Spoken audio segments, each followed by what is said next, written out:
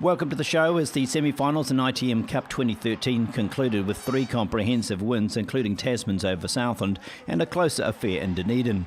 Wellington outmuscled the Steelers on Friday night to cement hosting rights for the Premiership final this Saturday, where they played Canterbury, who proved the Auckland round-robin win was against the grain.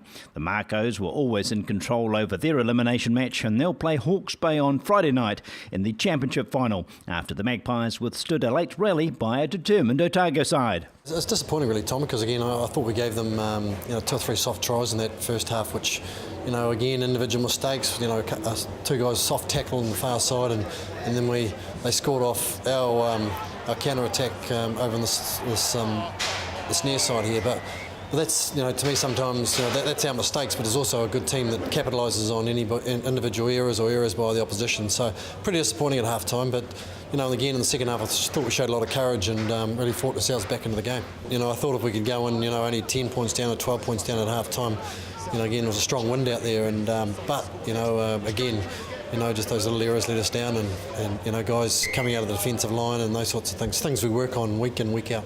High intensity though today, wasn't a lot at stake, and I thought it was up a notch on round robin games. Yeah, it was. The boys were saying in there now that it was a real high paced. The physicality was right up there, and I don't think anyone would go away from the game saying they didn't enjoy it, because it was it was all over the park.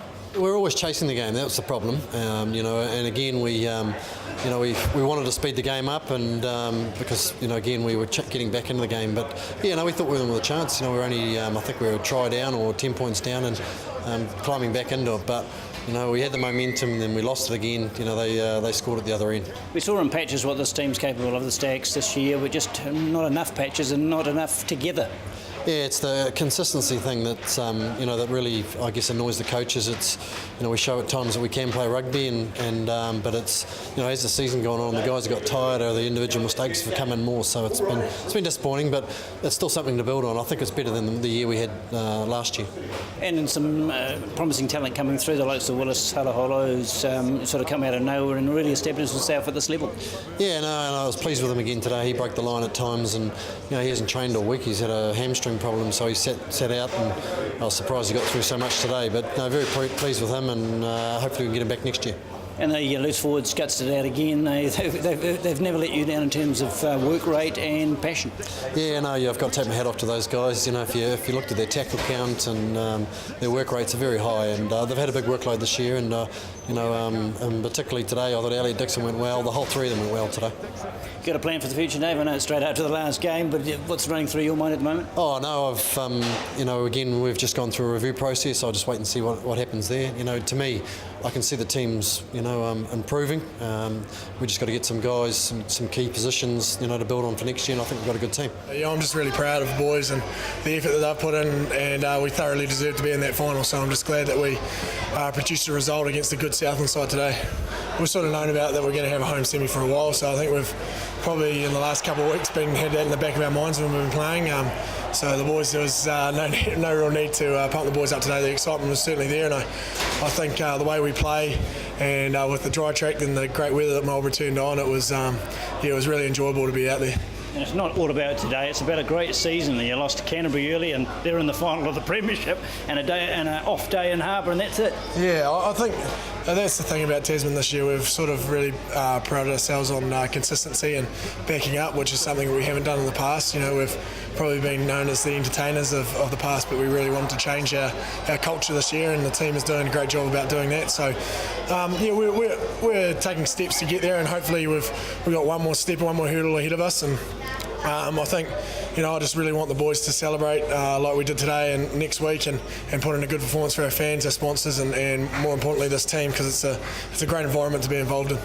Difference for me for this season to the last is competitive in so many facets. Turned over some ball in the tight, busy in the contact area, and got some game breakers. Yeah, our set piece has been a really big improvement for us this year, and I think that's probably with guys getting regular sort of Super 15 experience and being in those camps and understanding what it takes to have a good set piece at that next level, because of the past we've sort of had a lot of club guys, and it is a step up in that area. So It's pleasing that we're doing that, and I think our backs are doing a fantastic job in converting our good set-piece ball.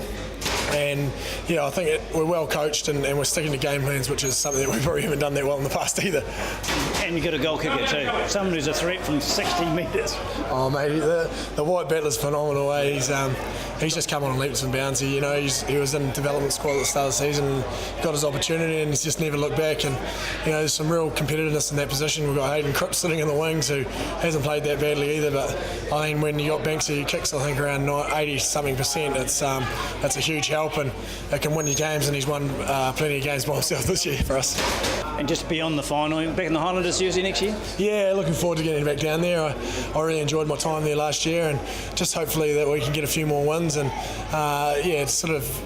I enjoyed Dunedin and I enjoy the southern region, so looking forward to getting back down there and getting into some hard work and getting stuck in and getting some wins for the Highlanders region. But yeah, it's good to come up against those boys and have a bit of banter out there. They're really putting elbows in everywhere and throwing a bit of cheek around, so I'll catch up for a beer, catch up for a spate to those guys, and and have a few laughs with those lads. It's just a bit of a what-if with us this year. It's we've played really well in patches, and then in some patches we've let ourselves down in either D or not covering. There was a couple of times with kicks they seemed to just chip it in behind us. We had no one back there, so it was really disappointing. I suppose we've got to look back on the games happen and make it better for next year.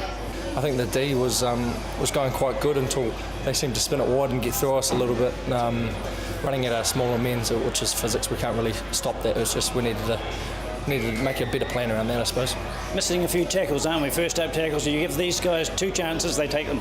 Exactly. If they're going wide off set piece or off strikes and they make gangline off that first phase, I suppose they're big boys with Marshall and Fonatere. They're always going to break the line or get offloads off, and that just stuffs our defence coming around, and they seem to make a good gangline in that last 20 minutes and that first half. Okay, the team's out of the competition now, but you look back on your own personal season, you're pretty proud of how much work you got through and how effective you were. Yeah, it's bittersweet. I suppose it's I'm pretty happy that I got through a season uninjured and got to play a lot of game time for the Highlanders, and especially play every game for the Stags as well. So I'm happy with the performance, but I would have loved to have been in the final. What number on your back are we expecting next? Because you've had a couple of goes. Yeah, exactly. Well, I'm happy anyway. I just want to be playing rugby. I love rugby. So if it's 6, 7, 8, I'll go wing if you really want me to as well. So yeah, I'm just looking forward to next season.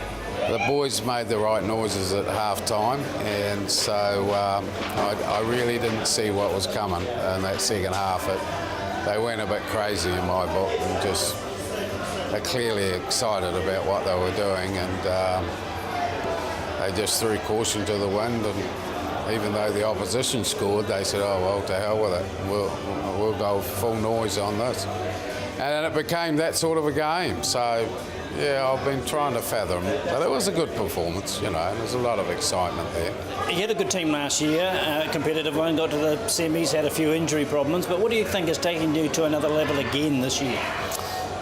Just keeping our core and working with that core. Well, we've had the core of that team for 3 years, and we're just trying to put polish on that. We're a small town, small outfit. The boys that come in and live, and it's close knit and it's tight. So with your leadership being good and with your core being settled, things can happen if you get things right. We got to a stage where we thought, we might be able to run away with it, but they just kept on coming and they kept playing that footy, and that's a full credit to them. They're a tough, gutsy team, and they're a really tough team to put away, so we're stoked to get the win. We got a wee bit rattled. The Southland boys, they got a wee bit of a sniff, and you could tell by the way that they were playing, their tails were up, so we knew that it was a crucial part of the stage of the game, and we needed to score next, and I think we managed to get a bit of a breakaway lucky try in the corner there, and that kind of, really sealed the deal in a way for us and got us back on track. In previous years, we've played good footy, but we haven't been consistent, and this year everything's kind of clicked, and we've retained some senior players, and we've got a good core group of leaders that lead the team well, and it's all working well. We've got a great depth and great squad, and the boys are gelling, so it's awesome.